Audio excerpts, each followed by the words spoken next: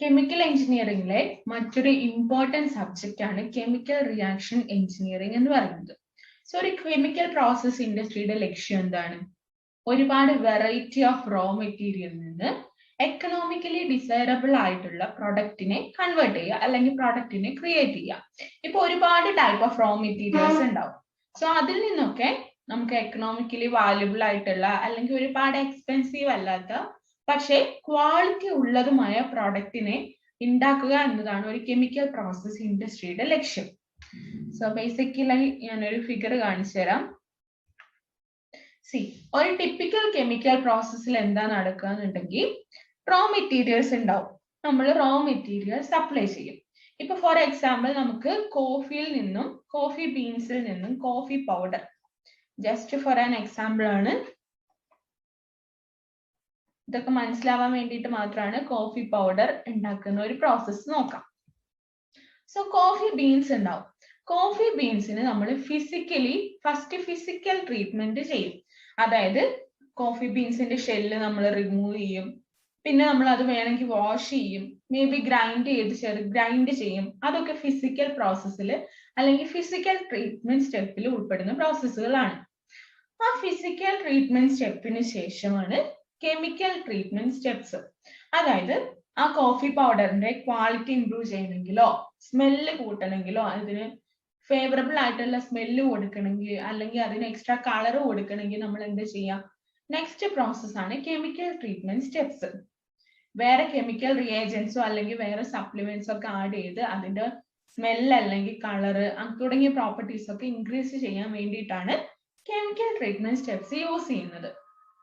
പിന്നെ ആ raw material അതായത് കോഫി ബീൻസിനെ കോഫി പൗഡർ ആയിട്ട് നമുക്ക് ആവശ്യമുള്ള പ്രോഡക്റ്റ് ആയിട്ട് കൺവേർട്ട് ചെയ്യുന്നതിന് മുന്നേ എഗെയിൻ ഫിസിക്കൽ ട്രീറ്റ്മെന്റ് ചെയ്യും. എഗെയിൻ ഫിസിക്കൽ ട്രീറ്റ്മെന്റിൽ പ്യൂരിഫൈ ചെയ്യും. നമുക്ക് കിട്ടിയിട്ടുള്ള റോ മെറ്റീരിയൽ അല്ലെങ്കിൽ കെമിക്കൽ ട്രീറ്റ്മെന്റ് സ്റ്റെപ്പിന് ശേഷം കിട്ടിയിട്ടുള്ള മെറ്റീരിയലിനെ പ്യൂരിഫൈ ചെയ്യും. അൺവാണ്ടഡ് ആയിട്ടുള്ള പ്രൊഡക്റ്റ് സെപ്പറേറ്റ് ചെയ്യണമെങ്കിൽ സെപ്പറേറ്റ് ചെയ്യും. എഗെയിൻ അതിന്റെ ഷേപ്പിൽ എന്തെങ്കിലും മാറ്റം വരുത്തണമെങ്കിൽ ഷേപ്പിന്റെ മാറ്റം വരുത്തും. സോ എഗെയിൻ നമ്മൾ പ്രോഡക്റ്റ് ആയിട്ട് കൺവേർട്ട് ചെയ്യുന്നതിന് മുന്നേ ഫർദർ ഫിസിക്കൽ ട്രീറ്റ്മെന്റ് സ്റ്റെപ്സ് ഉണ്ട്. ആൻഡ് വീണ്ടും ആവശ്യമുണ്ടെങ്കിൽ അതിനെ വീണ്ടും റീസൈക്കിൾ ചെയ്യും. So again physical treatment step, chemical treatment step, physical treatment steps. So after that നമുക്ക് ഡിസൈഡ് ആയിട്ടുള്ള ക്വാളിറ്റി ഉള്ള പ്രോഡക്റ്റ് കിട്ടും. സോ ഇതാണ് ഒരു യൂഷ്വലി ടിപ്പിക്കൽ കെമിക്കൽ പ്രോസസ് ഇൻഡസ്ട്രിയിൽ സംഭവിക്കുന്നത്. സോ ഇത് ജസ്റ്റ് ഈ സബ്ജക്ട് എന്താണ്, എന്തിനു വേണ്ടിയിട്ടാണ് എന്ന് മനസ്സിലാവാൻ വേണ്ടിയിട്ട് മാത്രമാണ് ഡിസ്കസ് ചെയ്യുന്നത്. സോ എന്ത് സംഭവിക്കാം? ബേസിക്കലി ഒരു റോ മെറ്റീരിയലിനെ പ്രോഡക്റ്റ് ആയിട്ട് കൺവേർട്ട് ചെയ്യും. പ്രോഡക്റ്റ് ആയിട്ട് കൺവേർട്ട് ചെയ്യുന്നതിന് മുന്നേ ഫസ്റ്റ് ഒരു ഫിസിക്കൽ ട്രീറ്റ്മെന്റ് സ്റ്റെപ്സ് ഉണ്ട്. മേ ബി വാഷ് ചെയ്യുക, അൺവാണ്ടഡ് ആയിട്ടുള്ള പ്രൊഡക്റ്റിൽ നിന്ന് റിമൂവ് ചെയ്യുക തുടങ്ങിയ പ്രോസസ് ഒക്കെയാണ് physical treatment steps. Then again chemical treatment step. So അതിന്റെ ക്വാളിറ്റി ഇംപ്രൂവ് ചെയ്യാൻ ആവശ്യമായിട്ടുള്ള കെമിക്കൽ റിയേജൻസ് ആഡ് ചെയ്യുന്ന പ്രോസസ്സാണ് chemical treatment step. And again physical treatment steps. Then നമുക്ക് ഡിസൈഡ് ആയിട്ടുള്ള പ്രൊഡക്റ്റിനെ കിട്ടും. സോ ഇതാണ് ഒരു ടിപ്പിക്കൽ കെമിക്കൽ പ്രോസസ് ഇൻഡസ്ട്രിയിൽ സംഭവിക്കുക. ആൻഡ് ഈ ഫിസിക്കൽ ട്രീറ്റ്മെന്റിൽ പ്യൂരിഫൈ ചെയ്യുക, ഗ്രൈൻഡ് ചെയ്യുക, സെപ്പറേറ്റ് ചെയ്യുക, അൺവാണ്ടഡ് ആയിട്ടുള്ള പ്രൊഡക്റ്റ് റിമൂവ് ചെയ്യുക തുടങ്ങിയ പ്രോസസ്സാണ് ഫിസിക്കൽ ട്രീറ്റ്മെന്റ് സ്റ്റെപ്പിലുള്ളത്. സോ ഈ ഫിസിക്കൽ ട്രീറ്റ്മെന്റ് സ്റ്റെപ്പ് അല്ലെങ്കിൽ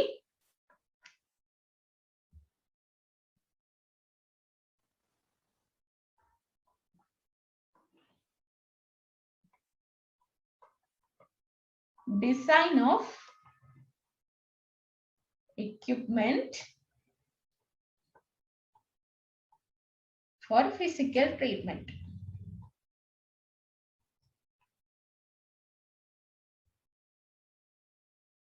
So ഒരു കെമിക്കൽ പ്രോസസിംഗ് ഇൻഡസ്ട്രിയില് ഫിസിക്കൽ ട്രീറ്റ്മെന്റിനെ സംബന്ധിച്ചിട്ടുള്ള ആ ഒരു സെക്ഷനെ പറയുന്ന പേരാണ് unit operations.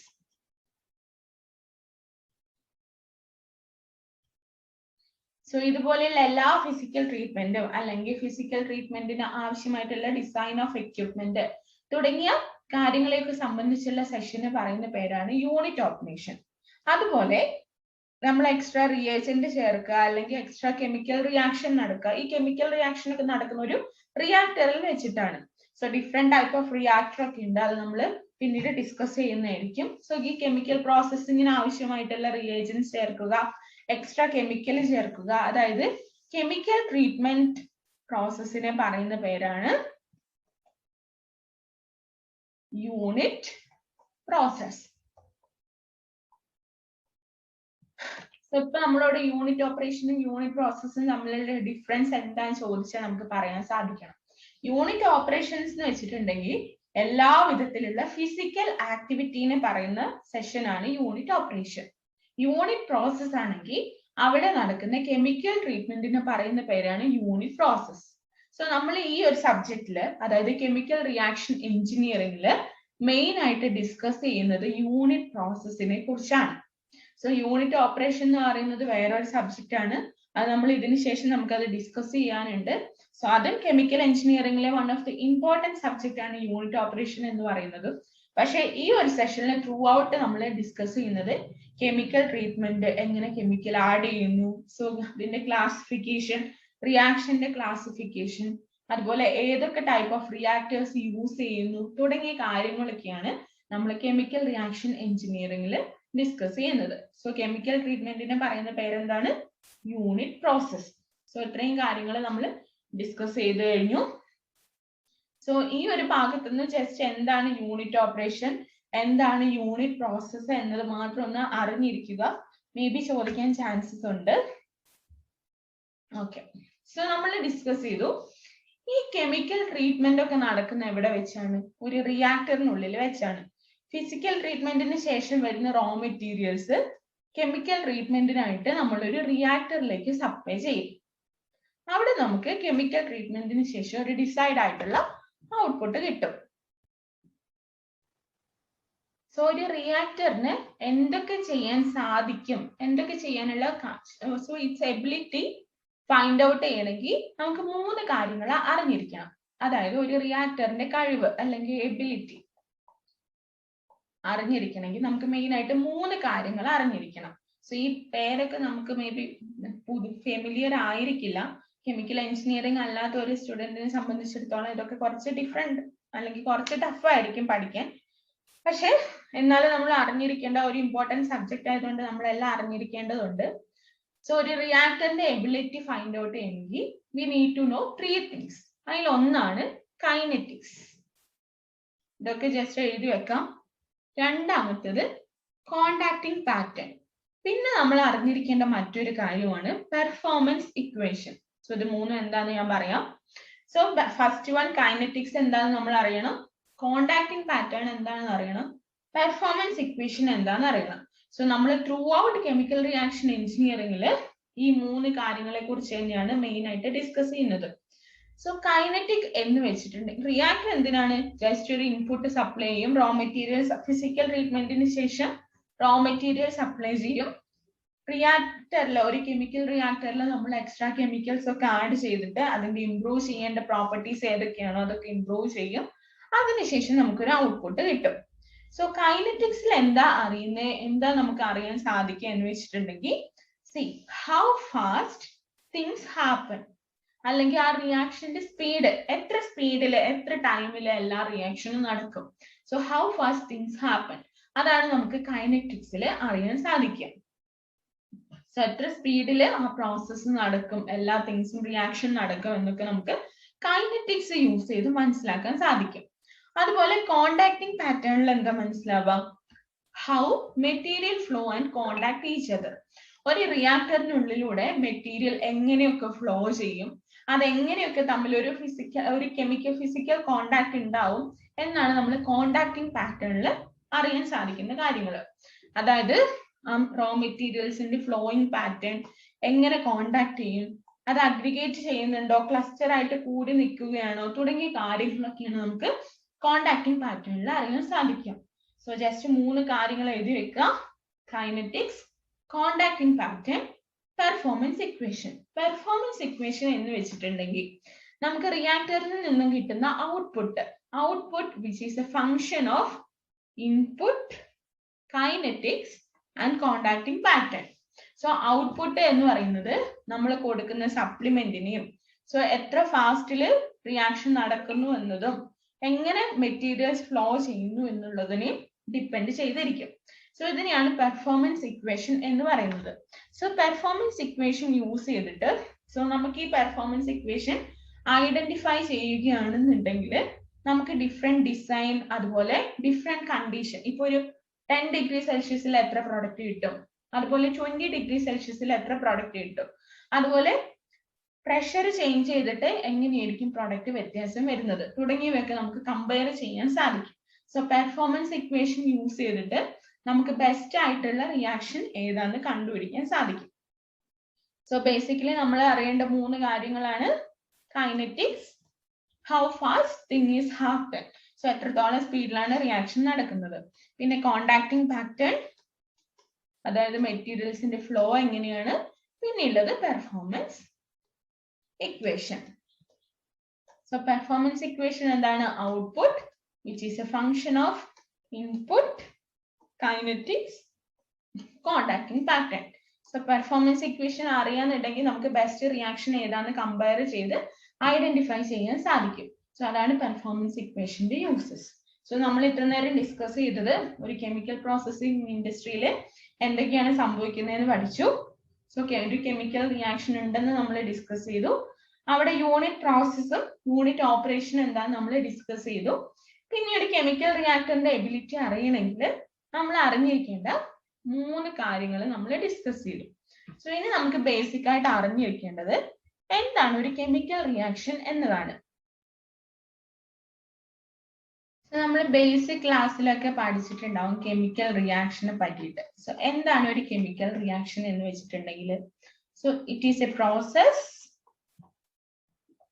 That leads to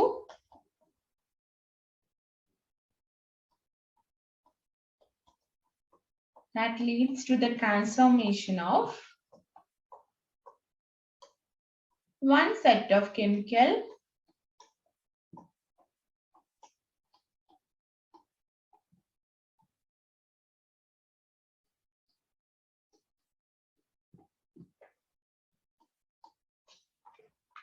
അതായത് ഒരു കെമിക്കൽ റിയാക്ഷൻ എന്ന് വെച്ചിട്ടുണ്ടെങ്കിൽ എന്താണ്? ഒരു സെറ്റ് ഓഫ് കെമിക്കലിനെ മറ്റൊരു സെറ്റ് ഓഫ് കെമിക്കൽ ആക്കി കൺവേർട്ട് ചെയ്യുക. സോ അതാണ് ഒരു കെമിക്കൽ റിയാക്ഷൻ. സോ ബേസിക്കലി നമുക്ക് അറിയാവുന്ന റിയാക്ഷൻ എന്താ? ഹൈഡ്രജനും ഓക്സിജനും കൂടെ കമ്പൈൻ ചെയ്തിട്ട് എന്താ വാട്ടർ ഉണ്ടാവുന്ന പ്രോസസ്സ് നമുക്ക് എല്ലാവർക്കും അറിയുന്ന ഒരു പ്രോസസ്സാണ്. അല്ലെങ്കിൽ ഒരു കെമിക്കൽ റിയാക്ഷൻ ആണ് hydrogen plus oxygen gives water. അല്ലെങ്കിൽ ഒരു കെമിക്കൽ റിയാക്ഷനെ ബേസിക് ആയിട്ട് നമുക്ക് ഇങ്ങനെ എഴുതാം: A moles of A react plus B moles of B react ചെയ്തിട്ട് C moles of C plus D moles of D കിട്ടും. സോ ഇതാണ് ഒരു chemical reaction. A small a small b small c small d ഒക്കെ കൊടുത്തിട്ടുള്ളത് amount of moles ആണ്, അതിന്റെ quantity ആണ്. So ഇപ്പൊ 3 മോൾസ് ആണെങ്കിൽ എക്ക് പകരം 3 നമുക്ക് എഴുതാം. 3 മോൾസ് ഓഫ് എയും B മോൾസ് ഓഫ് ബിയും റിയാക്ട് ചെയ്തിട്ട് C മോൾസ് ഓഫ് സിയും D മോൾസ് ഓഫ് ഡിയും കിട്ടും. സോ ഇതാണ് ഒരു general formula for a chemical reaction. So ഈ ആരോ മാർക്കിന്റെ ഇവിടെ നമുക്കൊരു ആരോ മാർക്ക് ആണ്. ലെഫ്റ്റ് സൈഡിലുള്ള ടേമിനെയാണ് റിയാക്ടന്റ് എന്ന് പറയുന്നത്. ആൻഡ് ആരോ മാർക്കിന്റെ റൈറ്റ് സൈഡിലുള്ള ടേമിനെ, അതായത് A, B are the reactance, C, D are the products. So ഒരു കെമിക്കൽ റിയാക്ഷനിൽ ഉണ്ടാവുന്ന 2 കാര്യങ്ങളാണ് റിയാക്ടൻസും പ്രോഡക്ട്സും. ഇതൊക്കെ നമുക്ക് അറിയാവുന്ന കാര്യങ്ങളാണ്. സോ എന്നിരുന്നാലും ജസ്റ്റ് ബേസിക് ആയിട്ട് ഡിസ്കസ് ചെയ്തേ ഉള്ളൂ. സോ A എന്ന് പറയുന്നത്, സ്മോൾ a എന്ന് പറയുന്നത് നമ്പർ ഓഫ് മോൾസും, ക്യാപിറ്റൽ AB എന്ന് പറയുന്നത് റിയാക്ടൻസും, അതുപോലെ ക്യാപിറ്റൽ CD എന്ന് പറയുന്നത് പ്രോഡക്ട്സും ആണ്. എപ്പോഴും ഈ കെമിക്കൽ റിയാക്ഷൻ സംഭവിക്കുമ്പോൾ എപ്പോഴും പാലിക്കേണ്ട ഒരു ഫോർമുലയാണ് the reaction should be balanced. Reaction should be balanced according to stoichiometry. എന്ന് വെച്ചിട്ടുണ്ടെങ്കിൽ നമുക്കറിയാം ഹൈഡ്രജൻ പ്ലസ് ഓക്സിജൻ റിയാക്ട് ചെയ്തിട്ട് എന്തുണ്ടാവും? H2O. H2 ആണ് വാട്ടറിന്റെ ഫോർമുല. വാട്ടറിന്റെ ഫോർമുല ഉണ്ടാവുന്ന പഠിച്ചു. സോ ഇവിടെ ഇപ്പൊ 2 ഹൈഡ്രജൻ, അതുപോലെ ഏത് റിയാക്ടന്റിന്റെ സൈഡിലുള്ള നമ്പർ ഓഫ് മോൾസും പ്രൊഡക്റ്റിന്റെ സൈഡിലുള്ള നമ്പർ ഓഫ് മോൾസും തമ്മിൽ ഈക്വൽ ആയിരിക്കണം. അതായത് എത്ര റിയാക്ടന്റ്, ഇപ്പൊ 90 ഗ്രാം ഓഫ് ഹൈഡ്രജൻ നമ്മൾ സപ്ലൈ ചെയ്യുന്നുണ്ടെങ്കിൽ പ്രൊഡക്റ്റിന്റെ സൈഡിലും 90 ഗ്രാം തന്നെ കിട്ടണം. അതാണ് reaction should be balanced according to stoichiometry എന്ന് പറയുന്നത്. പക്ഷേ ഈ ഒരു ഇക്വേഷൻ നോക്കുകയാണെങ്കിൽ ഇവിടെ നമുക്ക് 2 മോൾസ് ഓഫ് ഹൈഡ്രജൻ ഉണ്ട്. ഓക്കെ, പ്രൊഡക്റ്റിന്റെ സൈഡിലും H2O-ൽ 2 മോൾസ് ഓഫ് ഹൈഡ്രജൻ ഉണ്ട്. സോ പക്ഷേ ഓക്സിജൻ 2 എണ്ണം ഉണ്ട്. പക്ഷെ നമുക്ക് പ്രൊഡക്റ്റിന്റെ സൈഡിൽ നോക്കി ഓരോ ഓക്സിജനേ ഉള്ളൂ. സോ ഇക്വേഷൻ ബാലൻസ്ഡ് അല്ല. സോ ഇക്വേഷൻ ബാലൻസ്ഡ് ആവണമെങ്കിൽ നമുക്ക് ഇവിടെ ഒരു 2 കൂടെ ആഡ് ചെയ്താൽ ഓക്സിജൻ 2 ആയി. പക്ഷെ 2 into 2 അപ്പോൾ 4 മോൾസ് ഓഫ് ഹൈഡ്രജൻ ഉണ്ട്. So 2 moles of H2O O2 combine ചെയ്ത് 2 H2O ഉണ്ടാവും. സോ ഇത് ജസ്റ്റ് ഇതൊന്നും സബ്ജക്റ്റുമായിട്ട് ബന്ധപ്പെട്ടല്ല, നമ്മൾ ബേസിക് ആയിട്ട് അറിഞ്ഞിരിക്കേണ്ട കാര്യങ്ങൾ മാത്രമാണ്. So 2 H2 plus O2 gives 2 H2O. So ഇപ്പൊ ഇക്വേഷൻ ബാലൻസ്ഡ് ആയി എന്ന് പറയാം. സോ ഈ സ്റ്റോഷിയോമെട്രി എന്ന് പറയുന്നത് depends on law of conservation of mass.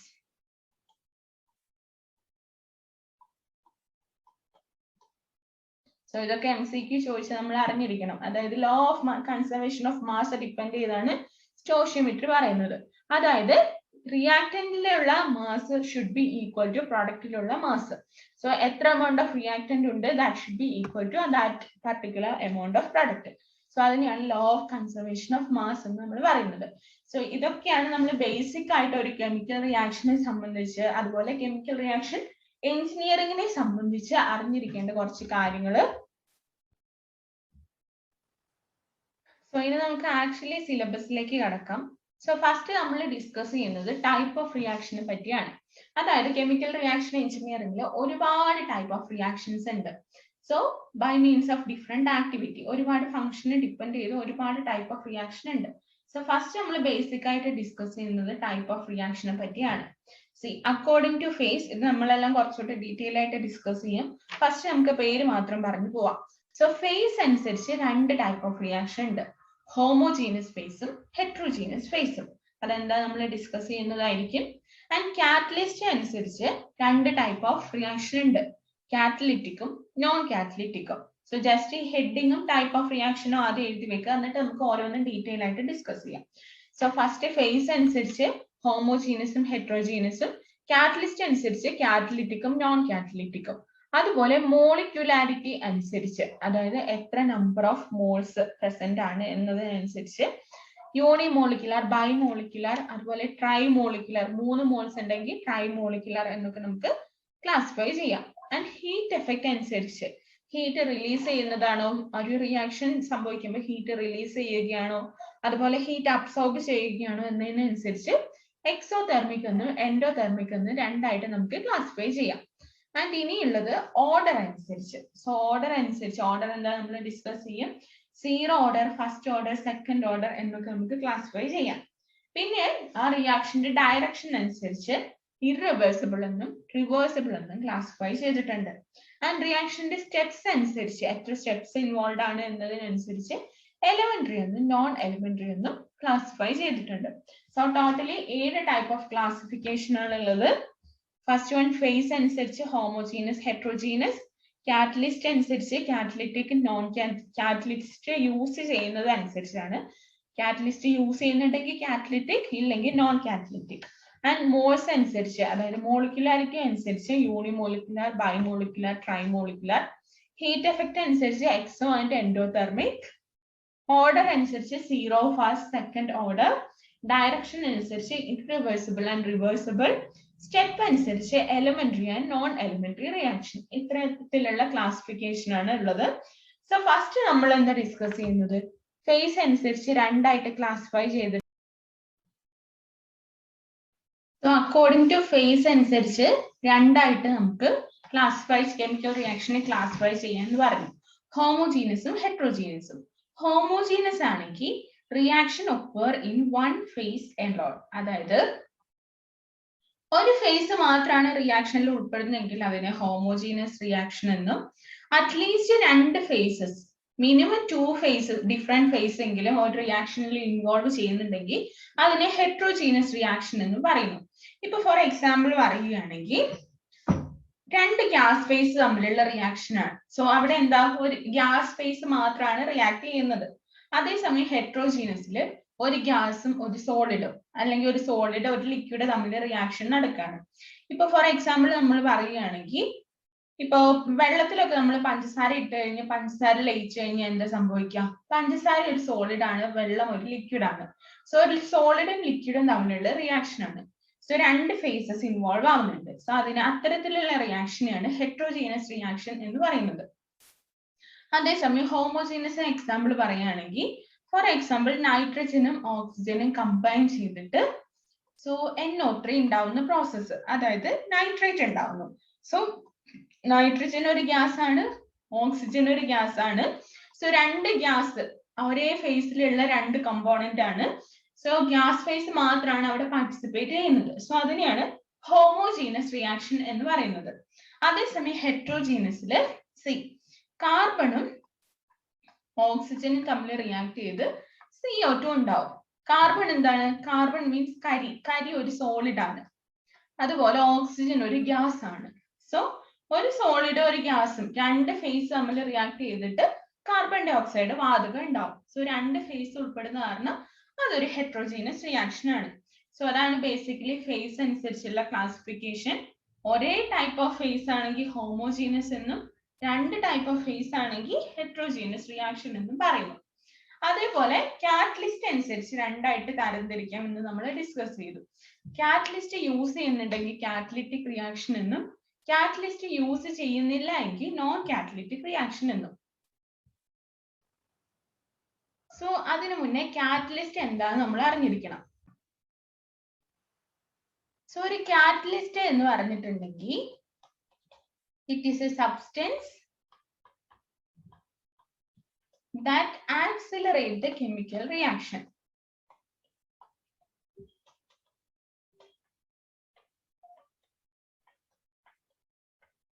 എന്ന് വെച്ചിട്ടുണ്ടെങ്കിൽ മറ്റൊരു സബ്സ്റ്റൻസ്, സോ ഇത് വിച്ച് ഒരു കെമിക്കൽ റിയാക്ഷന്റെ സ്പീഡ് കൂട്ടാനോ അതേസമയം സ്പീഡ് കുറയ്ക്കാനോ നമ്മൾ യൂസ് ചെയ്യും. Or which use to speed up the chemical reaction, അതിനുവേണ്ടി യൂസ് ചെയ്യുന്ന ഒരു സബ്സ്റ്റൻസ് ആണ് കാറ്റലിസ്റ്റ് എന്ന് പറയുന്നത്. പക്ഷെ ആ കെമിക്കൽ റിയാക്ഷന് ശേഷം ആ കാറ്റലിസ്റ്റിന് യാതൊരുവിധ ചേഞ്ചും സംഭവിക്കുന്നില്ല എന്നതാണ് സത്യം. അതായത് it remain chemically unchanged. So catalyst എന്ന് പറഞ്ഞിട്ടുണ്ടെങ്കിൽ ഒരു കെമിക്കൽ റിയാക്ഷനെ ആക്സിലറേറ്റ് ചെയ്യാൻ യൂസ് ചെയ്യുന്ന ഒരു സബ്സ്റ്റൻസ് ആണ്, ബട്ട് റിമെയിൻ കെമിക്കലി അൺചേഞ്ച്ഡ്. ആ റിയാക്ഷന് ശേഷം കാറ്റലിസ്റ്റ് അതുപോലെ നമുക്ക് സെപ്പറേറ്റ് ചെയ്ത് എടുക്കാൻ സാധിക്കും. സോ ഒരു റിയാക്ഷനിൽ കാറ്റലിസ്റ്റ് യൂസ് ചെയ്യുന്നുണ്ടെങ്കിൽ കാറ്റലിറ്റിക് റിയാക്ഷൻ എന്നും യൂസ് ചെയ്യുന്നില്ല എങ്കിൽ നോൺ കാറ്റലിറ്റിക് റിയാക്ഷൻ എന്നും പറയും. സോ ആദ്യം നമുക്ക് ഹോമോജീനസ് റിയാക്ഷൻ എക്സാമ്പിൾ ആണ് most gas phase reaction. For example burning of flame, എല്ലാം ഗ്യാസ് ഫേസ് ഒരേ ഫേസ് തന്നെ ആയതുകൊണ്ട് ഹോമോജീനസ് എക്സാമ്പിൾ ആണ്. അതുപോലെ most liquid phase reaction. And ഹെട്രോജീനസിന് എക്സാമ്പിൾ ആണ് ബേണിംഗ് ഓഫ് കോൾ, അതായത് കൽക്കരിയൊക്കെ ബേൺ ചെയ്യുന്നത്. So gas plus solid reaction ആണ്. And attack of solid by acid, ഒരു സോളിഡ് ആസിഡ് എന്താണ് liquid. And gas liquid absorption with reaction, അതായത് ഗ്യാസും ലിക്വിഡും തമ്മിലുള്ള റിയാക്ഷൻസ്, അതൊക്കെ ഹെട്രോജീനസിന് എക്സാമ്പിൾ ആണ്. For example ammonia synthesis. Ammonia സിന്തസിസിന്റെ പേരാണ് ഹേബർ പ്രോസസ് എന്ന് പറയുന്നത്. സോ അമോണിയ പ്രോസസ്സും നൈട്രജനും ഹൈഡ്രജനും തമ്മിലുള്ള റിയാക്ഷൻ ആണ്. So which is an example for heterogeneous. Catalyst cracking of crude oil another example ആണ്. Oxidation of sulphur dioxide into sulphur trioxide. So ഈ example ഈ ടേബിൾ എന്തായാലും പഠിച്ചു വെക്കുക, കാരണം ഒരുപാട് പേപ്പറിൽ അല്ലെങ്കിൽ ഒരുപാട് ബുക്സിൽ കാണുന്ന ഒരു ടേബിൾ ആണ്. സോ എന്തായാലും ഇവിടുന്ന് ഒരു ക്വസ്റ്റ്യൻസ് നമുക്ക് പ്രതീക്ഷിക്കാം. അതേപോലെ ഹോമോജീനസ് നോൺ കാറ്റലിറ്റിക്കിന് എക്സാമ്പിൾ ആണ് ഈ പറഞ്ഞ രണ്ടും, കാരണം അവിടെ കാറ്റലിസ്റ്റ് യൂസ് ചെയ്യുന്നില്ല. പക്ഷെ ഹോമോജീനസ് കാറ്റലിസ്റ്റിക്കിന് എക്സാമ്പിൾ ആണ് liquid face, most liquid phase reaction. അതുപോലെ ഹെട്രോജീനസ് നോൺ കാറ്റലിറ്റിക്കിന് എക്സാമ്പിൾ ആണ് ഈ പറഞ്ഞ റിയാക്ഷൻ. ഹെട്രോജീനസ് കാറ്റലിറ്റിക്കിന് എക്സാമ്പിൾ ആണ് ഈ പറഞ്ഞ റിയാക്ഷൻ. ഇപ്പൊ നമ്മള് അമോണിയ സിന്തസിസ് നമ്മൾ ഡിസ്കസ് ചെയ്തു. ഓക്കെ, അമോണിയ സിന്തസിസിന്റെ ammonia means nitrogen plus hydrogen gives ammonia, അതായത് നൈട്രജനും ഹൈഡ്രജനും റിയാക്ട് ചെയ്ത് ammonia. So so N2 plus 3H2 gives 2NH3. ഇതാണ് അമോണിയയുടെ ഫോർമുല. സോ ഇവിടെ നോക്കുമ്പോൾ നൈട്രജനും ഗ്യാസ് ആണ്, ഹൈഡ്രജനും ഗ്യാസ് ആണ്. പക്ഷെ അതെങ്ങനെ ഹെട്രോജീനസ് റിയാക്ഷൻ ആയി? കാരണം ഈ അമോണിയ സിന്തസിസിൽ നമ്മൾ കാറ്റലിസ്റ്റ് യൂസ് ചെയ്യുന്നുണ്ട്. അയേൺ ആണ് കാറ്റലിസ്റ്റ് ആയിട്ട് യൂസ് ചെയ്യുന്നത്. അയേൺ എന്താണ്? ഒരു സോളിഡ് ആണ്. സോ ഇവിടെ ഒരു ഗ്യാസ് പ്ലസ് സോളിഡ് റിയാക്ഷൻ ആണ് നടക്കുന്നത്. സോ ഓബിയസ്ലി അത് ഹെട്രോജീനസ് കാറ്റലിറ്റിക്കിന് എക്സാമ്പിൾ ആണ്. സോ നോൺ കാറ്റലിറ്റിക് ആണെങ്കിൽ നമ്മൾ കാർബൺ പ്ലസ് ഓക്സിജൻ, കാർബൺ ഡൈ ഓക്സൈഡിന്റെ റിയാക്ഷൻ നമ്മൾ ഡിസ്കസ് ചെയ്തു. സോ ഇതൊക്കെയാണ് ഇപ്പൊ രണ്ട് ടൈപ്പ് ഓഫ് റിയാക്ഷൻ നമ്മൾ പഠിച്ചു. ഹോമോജീനസ്, ഫേസ് അനുസരിച്ച് ഹോമോജീനസും ഹെട്രോജീനസും, കാറ്റലിസ്റ്റ് യൂസ് ചെയ്യുന്നുണ്ടോ എന്നതിനനുസരിച്ച് നോൺ കാറ്റലിറ്റിക്കും കാറ്റലിറ്റിക് റിയാക്ഷൻസും. സോ ഇനി മറ്റുള്ള ടൈപ്പ് ഓഫ് റിയാക്ഷൻ പഠിക്കുന്നതിന് മുന്നേ നമുക്ക് അറിഞ്ഞിരിക്കേണ്ട മറ്റു ചില കാര്യങ്ങളുണ്ട്. സോ അതാണ് chemical kinetics. So chemical kinetics discuss ചെയ്തതിന് ശേഷം മാത്രമേ നമുക്ക് മറ്റുള്ള റിയാക്ഷൻസ് ഡീറ്റെയിൽ ആയിട്ട് പഠിക്കാൻ സാധിക്കുകയുള്ളൂ. സോ കെമിക്കൽ കൈനറ്റിക്സ് എന്താ? കൈനറ്റിക്സ് എന്താ നമ്മൾ ഡിസ്കസ് ചെയ്തിരുന്നു. ഒരിക്കൽ കെമിക്കൽ റിയാക്ടറിലെ ഇൻപുട്ട് സപ്ലൈയും ഔട്ട്പുട്ട് സപ്ലൈയും. സോ ഒരു കെമിക്കൽ റിയാക്ടറിന്റെ പെർഫോമൻസ് അറിയണമെങ്കിൽ നമ്മൾ കൈനറ്റിക്സ് അറിയണം എന്ന് പഠിച്ചു. കൈനറ്റിക്സ് എന്താ?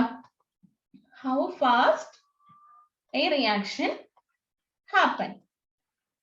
റിയാക്ഷന്റെ സ്പീഡ് അറിയാൻ വേണ്ടിയിട്ടുള്ള ടേം ആണ് കെമിക്കൽ കൈനറ്റിക്സ് എന്ന് പറയുന്നത്.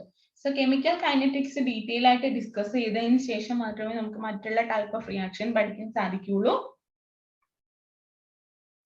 സോ ബേസിക്കലി കെമിക്കൽ കൈനറ്റിക്സ് എന്താന്ന് നമ്മൾ പഠിച്ചു. How fast a reaction occur, അല്ലെങ്കിൽ it is a study of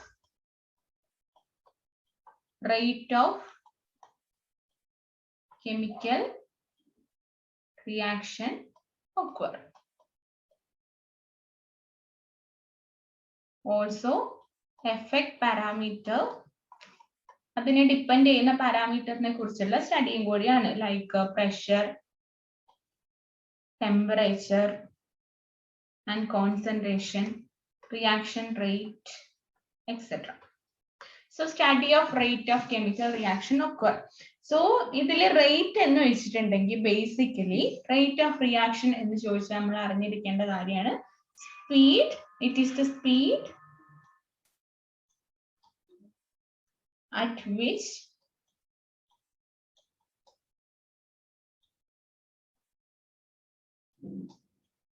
the reaction proceed. Rate എന്ന് വെച്ചിട്ടുണ്ടെങ്കിൽ ആ റിയാക്ഷൻ നടക്കുന്ന സ്പീഡിനെയാണ് റേറ്റ് എന്ന് പറയുന്നത്. സോ റേറ്റ് യൂഷ്വലി എക്സ്പ്രസ് ചെയ്യുന്നത് പെർ ടൈമിലാണ്, യൂണിറ്റ് ടൈമിലാണ്. ഇപ്പൊ ഇവിടെ നോക്കി ഒരു റിയാക്ഷൻ കാണാം. എ ഗീവ്സ് ബി എന്ന് പറയുന്ന റിയാക്ഷൻ. സോ എ കൺസ്യൂം ചെയ്ത് ബി ഉണ്ടാവുകയാണ് ചെയ്യുന്നത്. എ റിയാക്ട് ചെയ്ത് ബി ഉണ്ടാവുകയാണ് ചെയ്യുന്നത്. സോ റേറ്റ് എങ്ങനെ, റേറ്റ് കണ്ടുപിടിക്കാൻ നമുക്ക് രണ്ട് ഇക്വേഷൻ യൂസ് ചെയ്യാം. So increase the concentration of a product by unit time. അതായത് obviously concentration of product increase ചെയ്യുകയാണ്, product ഉണ്ടാവുകയാണ്. So increase the concentration of product by unit time. അതല്ലെങ്കിൽ decrease the concentration of reactant by unit time. കാരണം A എന്ന് പറയുന്ന reactant consume ചെയ്യുകയാണ്. So അത് minimise ആയിട്ടാണ് പ്രൊഡക്റ്റ് ഉണ്ടാവുന്നത്. So decrease the concentration of reactant by unit time. ഇനി നമുക്ക് യൂസ് ചെയ്യാവുന്ന ജനറൽ ഫോർമുലയാണ്. സോ ഈ മൂന്ന് ഇക്വേഷൻസ് എഴുതി വെക്കുക. Rate equal to change in amount of reacting species അല്ലെങ്കിൽ number of moles. So change in amount of reacting species by volume of reaction mixture into time. So volume of reaction mixture 1/V എന്ന് എഴുതാം. Change in amount of reacting species and DNI by time ആണ് T. So RI reaction rate equal to 1/V DNI by DT അല്ലെങ്കിൽ time. Change in ടൈമോ നമുക്ക് note ചെയ്യാവുന്നതാണ്. So ഇതാണ് basic equation for rate. And ഇതുപോലെ okay. So ഇപ്പൊ മുമ്പ് നമ്മൾ ഡിസ്കസ് ചെയ്തത് ചേഞ്ച് 1/V-യിലാണ്, അതായത് വോളിയം ഓഫ് റിയാക്ഷന്റെ ബേസിലാണ്. ഇനി യൂണിറ്റ് മാസ് ആണെങ്കിൽ ഈ ഇക്വേഷൻ നോക്കാം. Okay, so based on unit mass ആണെങ്കിൽ വോളിയത്തിന് പകരം ഇവിടെ മാസ് ഓഫ് സോളിഡ് ആണ് വരിക. W എന്ന് ഡിനോട്ട് ചെയ്യുന്നു. So RI equal to 1/W, അതായത് mass of solid into DNI by DT. അതേസമയം based on the surface area of to fluid system ആണെങ്കിൽ, അല്ലെങ്കിൽ ബേസ്ഡ് ഓൺ സോ ആ രണ്ട് സിസ്റ്റത്തിന്റെ സർഫസ് ഏരിയ ആണ് ഡിപ്പെൻഡ് ചെയ്യുന്നെങ്കിൽ 1/v ക്ക് പകരം 1/s ആയിരിക്കും. So moles of I formed by surface into time 1/s into dNA/dt. So main ആയിട്ട് ഈ മൂന്ന് ഇക്വേഷൻസ് നോട്ട് ചെയ്യുക.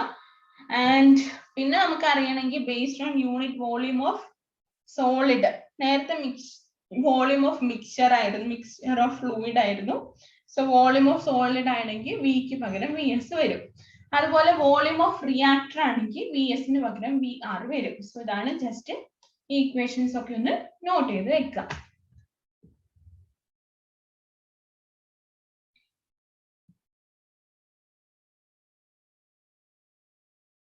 ബേസിക് ആയിട്ട് ഒരു ജനറൽ ഇക്വേഷൻ പഠിച്ചിരുന്നു. A moles of A plus B moles of B gives C moles of C plus D moles of D.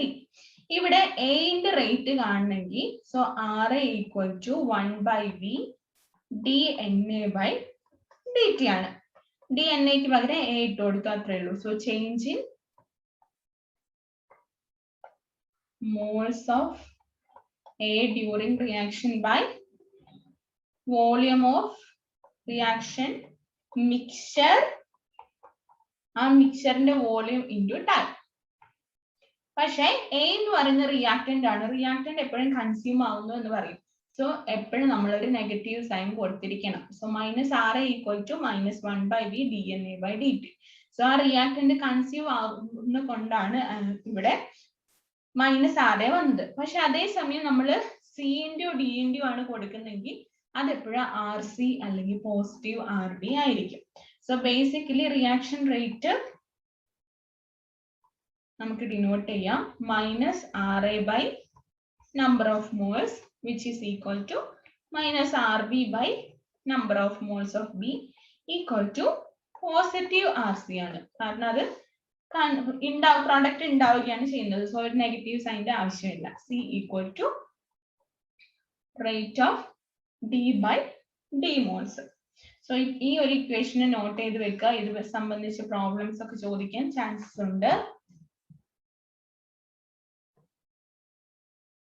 So rate ഇക്വേഷന്റെ unit എന്താണ്? RAന്റെ equation എന്താണ്? 1/V dNA/dt. DNA എന്ന് പറയുമ്പോൾ number of moles. So ഇത്ര കിലോമോൾ per volume ലിറ്ററിൽ അല്ലെങ്കിൽ metre cube into second. So kilomole per metre cube into second ആണ് rate of റിയാക്ഷന്റെ യൂണിറ്റ്. സോ വിക്ക് പകരം ഇവിടെ മാസ് ആണ്, W ആണെന്നുണ്ടെങ്കിൽ ഇവിടെ കിലോഗ്രാം ആയിരിക്കും. അതേസമയം സർഫസ് ഏരിയ ആണെങ്കിൽ മീറ്റർ ക്യൂബിനും കിലോഗ്രാമിനും പകരം മീറ്റർ സ്ക്വയർ ആവും. So kilomole per kg second, kilomole per metre square second തുടങ്ങിയവയ്ക്കായിരിക്കും യൂണിറ്റ്. അതേസമയം വോളിയം ആണെങ്കിൽ ലിറ്റർ അല്ലെങ്കിൽ kilomole per metre cube second ആയിരിക്കും യൂണിറ്റ്. നമ്മൾ കെമിക്കൽ കൈനറ്റിക്സും അതുപോലെ റേറ്റ് എന്താണെന്നൊക്കെ ഡിസ്കസ് ചെയ്തു. ഇനി നമുക്ക് അറിയേണ്ട ഒരു കാര്യമാണ് റേറ്റ് ലോ അല്ലെങ്കിൽ റേറ്റ് ഇക്വേഷൻ എന്ന് പറയുന്നത്. സോ റേറ്റ് ലോ അല്ലെങ്കിൽ റേറ്റ് ഇക്വേഷൻ വെച്ചിട്ടുണ്ടെങ്കിൽ for a chemical reaction which is an expression that provides the relation between rate of reaction and the concentration of the reaction participating in it. ഇപ്പോ നമ്മള് നമ്മുടെ general formula എന്താ? AA plus PB gives CC plus DD. So ഇവിടെ rate of reaction RAന്റെ rate which is proportional to നമ്മൾ എന്താണ് discuss ചെയ്തത്? Relationship between rate of a reaction and concentration of the reactants. Concentration of the reactant ആണ് participating in it. So rate of reaction of A proportional to concentration of A, concentration of B. അതായത് concentration of reaction ആണ്. So power X and Y. X and Y എന്ന് പറയുന്നത് നമ്മൾ experimentally determine ചെയ്യുന്ന time ആണ്. So rate of A is equal to K into concentration of A, concentration of B. So ഇതിൽ K എന്ന് പറയുന്ന ടൈമിനെ rate constant എന്ന് പറയും. ഇപ്പൊ ഡെഫിനിഷൻ പ്രൂവ് ചെയ്തില്ലേ? Rate of reaction is proportional to rate constant and concentration of reactants. K എന്ന് പറയുന്നത് rate കോൺസ്റ്റന്റും CB എന്ന് പറയുന്നത് concentration of reactant. So concentration എപ്പോഴും ഡിഫൈൻ ചെയ്യുന്നത് number of moles per volume ആണ്. സോ യൂണിറ്റ് എപ്പോഴും മോൾ പെർ ലിറ്റർ ആയിരിക്കും കോൺസെൻട്രേഷന്റെ യൂണിറ്റ് എന്ന് പറയുന്നത്. സോ റേറ്റ് ഓഫ് റിയാക്ഷന്റെ യൂണിറ്റ് നമുക്കറിയാം, കോൺസെൻട്രേഷന്റെ യൂണിറ്റ് നമുക്കറിയാം. സോ നമുക്ക് കെന്റെ യൂണിറ്റ് ഫൈൻഡ് ഔട്ട് ചെയ്യാലോ.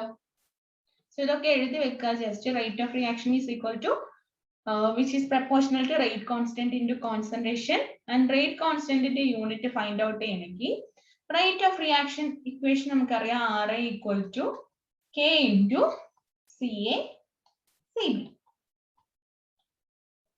റേറ്റ് ഓഫ് റിയാക്ഷന്റെ യൂണിറ്റ് എന്തായിരുന്നു? Mole per metre cube into second. കോൺസെൻട്രേഷന്റെ യൂണിറ്റ് എന്താണ്? Mole per metre cube. So എത്ര കോൺസെൻട്രേഷൻ ഉണ്ടെന്ന് നമുക്ക് കണ്ടുപിടിക്കാൻ പറ്റില്ല. So n number of concentration. So രണ്ടും ഡിവൈഡ് ചെയ്യുമ്പോൾ കെന്റെ unit concentration to the power 1 minus n time inverse. കാരണം ഈ സെക്കൻഡിലാണ് ടൈം ആയിട്ട് സൂചിപ്പിക്കുന്നത്. സോ ഇതാണ് റേറ്റ് കോൺസ്റ്റന്റിന്റെ യൂണിറ്റ്. സോ ഇതെന്തായാലും നോട്ട് ചെയ്ത് വെച്ചേക്കുക. Concentration into 1 minus n time inverse. എന്ന് വെച്ചാൽ ഓവറോൾ ഓർഡർ. ഓർഡർ എന്താണ് നമ്മൾ ഡിസ്കസ് ചെയ്യുന്നുണ്ട്. ഓക്കെ, എന്ന് വെച്ചിട്ടുണ്ടെങ്കിൽ ഓവറോൾ ഓർഡർ. ഇപ്പൊ നമുക്ക് ഇവിടെ നിന്ന് അറിയാം റേറ്റ് ഓഫ് റിയാക്ഷൻ, അതായത് RA which is a function of concentration dependent time and K എന്ന് പറയുന്നത് function of A temperature dependent time ആണ്. അതായത് K എന്ന് പറയുന്നത് ടെമ്പറേച്ചറിനെ ഡിപ്പെൻഡ് ചെയ്യുന്നുണ്ട്. So rate of reaction is a function of temperature dependent time and concentration dependent time.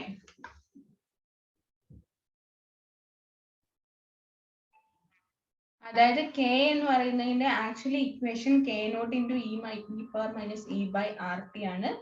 So ഇതില് temperature dependent time ആണ് നമുക്ക് മനസ്സിലാക്കാം. സോ ഈ ഇക്വേഷൻ നമ്മൾ ഡീറ്റെയിൽ ആയിട്ട് പിന്നീട് ഡിസ്കസ് ചെയ്തിട്ടുണ്ട്. സോ അതുകൊണ്ട് ഒരുപാട് ഇലാബറേറ്റ് ചെയ്ത് പറയുന്നില്ല.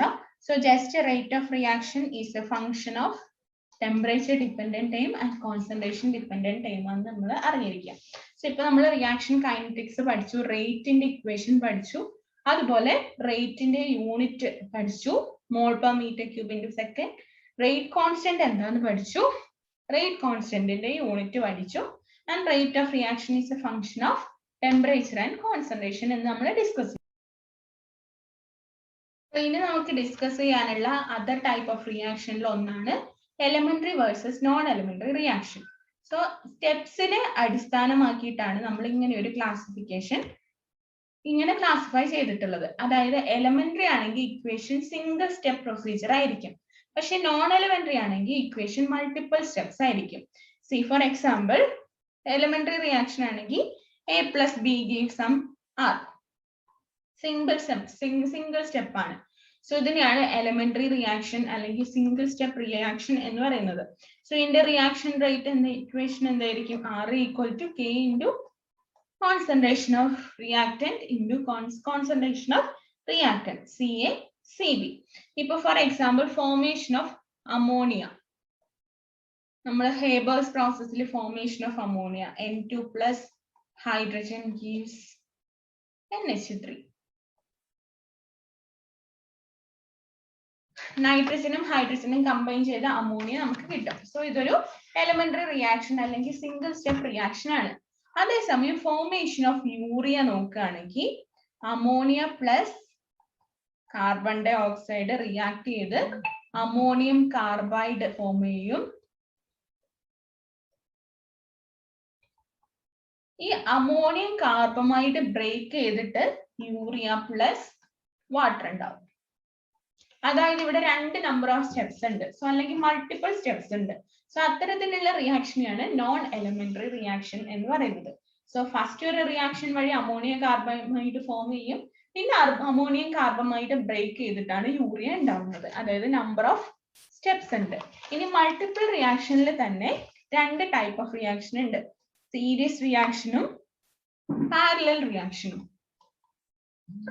സീരീസ് റിയാക്ഷൻ ആണെങ്കിൽ ഇപ്പൊ എ ഗീവ്സ് ആർ, ആർ ആണ് പിന്നെ എസ് കൊടുക്കുന്നത്, പിന്നെ എസ് ഗീവ് സംതിങ്, അങ്ങനെയുള്ളതാണ് സീരീസ് റിയാക്ഷൻ. പാരലൽ റിയാക്ഷൻ ആണെങ്കിൽ എന്ന് തന്നെ ആറും എസും ഉണ്ടാവും. സോ ഇത്തരത്തിലുള്ള റിയാക്ഷൻ ആണ് സീരീസ് ആൻഡ് പാരലൽ അല്ലെങ്കിൽ മൾട്ടിപ്പിൾ സ്റ്റെപ്പ് റിയാക്ഷന് എക്സാമ്പിൾ. അടുത്ത ടൈപ്പ് ഓഫ് ക്ലാസിഫിക്കേഷൻ ആണ് മോളിക്കുലാരിറ്റി ബേസ് ചെയ്തിട്ട് അല്ലെങ്കിൽ നമ്പർ ഓഫ് മോൾസ് ബേസ് ചെയ്തിട്ട്. So molecularity of a reaction. So molecularity of a reaction is defined as the number of reacting molecules which collide simultaneously to bring about a chemical reaction. അതായത് എത്ര number of moles involve ആവുന്നു. ഇപ്പൊ A plus B gives 6. So 1 mole of എയും 1 mole of ബിയും react ചെയ്തിട്ട് 6 ഉണ്ടാവുന്നു. So 2 moles. So ഇതൊരു bimolecular reaction ആണ്. പിന്നെ ഒരു പ്രധാനപ്പെട്ട കാര്യം എന്താന്ന് വെച്ചിട്ടുണ്ടെങ്കിൽ എലമെന്ററി റിയാക്ഷന് മാത്രമേ, അതായത് ഒരു സിംഗിൾ സ്റ്റെപ്പ് റിയാക്ഷന് മാത്രമേ മോളിക്കുലാരിറ്റി ബാധകമാവുന്നുള്ളൂ. സോ അതൊരു ഇമ്പോർട്ടന്റ് കാര്യമാണ്. സിംഗിൾ സ്റ്റെപ്പ് റിയാക്ഷന് മാത്രമേ നമ്മൾ മോളിക്കുലാരിറ്റി നോക്കുന്നുള്ളൂ. സോ മാക്സിമം യൂണിമോളിക്കുലർ, അതായത് ഒരു മോള് വെച്ചും പിന്നെ ബൈ മോളിക്കുലർ 2 മോൾസ് കമ്പൈൻ ചെയ്ത് റിയാക്ഷൻ നടക്കും. Try molecular. സോ മാക്സിമം ഈ 3 ടൈപ്പ് ഓഫ് റിയാക്ഷൻ മാത്രമേ നടക്കുന്നുള്ളൂ. ഇപ്പൊ യൂണിമോളിക്കുലറിന് എക്സാമ്പിൾ പറഞ്ഞിട്ടുണ്ടെങ്കിൽ സി ഫോസ്ഫറസ് പെന്റാക്ലോറൈഡ് ബ്രേക്ക് ചെയ്തിട്ട് ഫോസ്ഫറസ് ടെട്രാക്ലോറൈഡും ക്ലോറിനും ആവും. സോ ഇവിടെ ഒരു മോള് മാത്രമാണ്. സോ ഇതൊരു യൂണിമോളിക്കുലർ റിയാക്ഷൻ ആണ്. അതുപോലെ ബൈമോളിക്കുലറിന് എക്സാമ്പിൾ ആണ് നൈട്രജനും ഓക്സിജനും തമ്മിൽ റിയാക്ഷൻ നടത്തിട്ട് നൈട്രജൻ ഡൈ ഓക്സൈഡ് ഉണ്ടാവും. സോ 1 മോൾ ഓഫ് നൈട്രജനും 1 മോൾ ഓഫ് ഓക്സിജനും. സോ ഇതൊരു 2 മോളായി. സോ ബൈമോളിക്കുലർ റിയാക്ഷൻ ആണ്. ട്രൈമോൾ ആണെങ്കിൽ some x plus y plus z gives 6. Totally 1 1 1 3 moles ഉണ്ടാവും. So which is an example for trimolecular reaction. So എത്ര number of moles ആണ് ഒരു റിയാക്ഷനിൽ ഇൻവോൾവ് ആവുന്നത് അതിനനുസരിച്ചാണ് നമ്മൾ നമ്പർ ഓഫ് മോൾസ് തീരുമാനിക്കുന്നത്. സോ ഇതാണ് അടുത്ത ടൈപ്പ് ഓഫ് ക്ലാസിഫിക്കേഷൻ. ഇനി നമുക്ക് പഠിക്കാനുള്ളത് ഓർഡർ അനുസരിച്ച്, ഓർഡർ ഓഫ് എ റിയാക്ഷൻ അനുസരിച്ചുള്ള ക്ലാസിഫിക്കേഷൻ ആണ്. സോ ഓർഡർ എന്ന് വെച്ചിട്ടുണ്ടെങ്കിൽ it is a chemical reaction can be defined as the sum of power of concentration of reaction. അതായത് നമുക്ക് ഒരു chemical reaction A plus B B gives R R എന്ന് പറഞ്ഞ chemical reaction. ഇതിൽ reaction rate of A എന്താണ്? K rate constant into concentration of A concentration of B. Okay. So ഇതിൽ actually order എന്ന് വെച്ചിട്ടുണ്ടെങ്കിൽ chemical reaction can be defined as the sum of power of concentration of reactant. Sum of power of concentration of reactant എന്ന് വെച്ചിട്ടുണ്ടെങ്കിൽ A plus B, അതാണ് ഈ ഒരു റിയാക്ഷന്റെ order എന്ന് പറയുന്നത്. സോ ഇതിനെയാണ് ഓർഡർ ഓഫ് എ റിയാക്ഷൻ എന്ന് പറയുന്നത്. സോ ചില ഇക്വേഷൻസിൽ പവർ ഉണ്ടാവില്ല, സോ അല്ലെങ്കിൽ കോൺസെൻട്രേഷൻ ടൈം ഉണ്ടാവില്ല. അത്തരം കേസിനെ 0 ഓർഡർ എന്നും, അല്ലെങ്കിൽ ഓർഡർ 1 ആണെങ്കിൽ ഫസ്റ്റ് ഓർഡർ എന്നും, ഓർഡർ സെക്കൻഡ് ആണെങ്കിൽ സെക്കൻഡ് ഓർഡർ, തേർഡ് ആണെങ്കിൽ തേർഡ് ഓർഡർ റിയാക്ഷൻ എന്നൊക്കെ നമ്മൾ പറയാറുണ്ട്. സോ ഇതാണ് ഓർഡർ ഓഫ് എ റിയാക്ഷൻ. ഇനി നമുക്ക് പഠിക്കാനുള്ളത് ഡയറക്ഷൻ അനുസരിച്ച്, ഒരു റിയാക്ഷന്റെ ഡയറക്ഷൻ അനുസരിച്ച് റിവേഴ്സിബിൾ റിയാക്ഷൻ എന്നും ഇർറിവേഴ്സിബിൾ റിയാക്ഷൻ എന്നും ക്ലാസിഫൈ ചെയ്യാം. ഇപ്പൊ A plus B B gives CC.